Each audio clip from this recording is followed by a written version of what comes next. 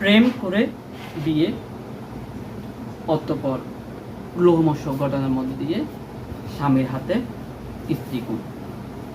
দর্শক, আমার কোলে যে বাচ্চাটি দেখতে পাচ্ছেন, এটি হলো কর্ণফুলীতে ঘটে যাওয়া আজকের যে লোহমস্যক ঘটনা, অর্থাৎ স্বামীর হাতে স্ত্রীকে জবাই করে হত্যা, অতঃপর স্বামীর আত্মহত্যার চেষ্টা।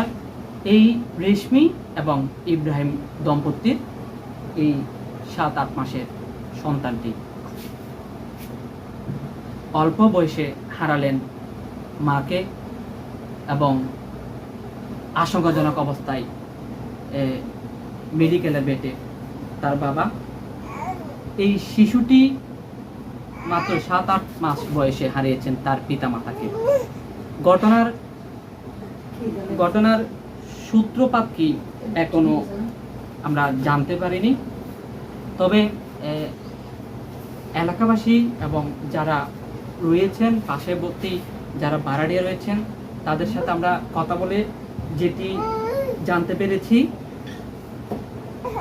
তারা এখানে মূলত বেড়াতে এসেছিলেন ফুফির বাড়িতে, এবং ফুফির বাড়িতে বেড়াতে এসে আজকে মাগরিবের পর নাগাদ এই ঘটনা ঘটে এবং বর্তমানে লাশ উদ্ধার করে পুলিশ ময়না তদন্তের জন্য পাঠিয়েছেন এবং বাচ্চাটির বাবা অর্থাৎ যে ইব্রাহিমও আশঙ্কাজনক অবস্থায়, তাকেও মেডিকেলে নেওয়া হয়েছে।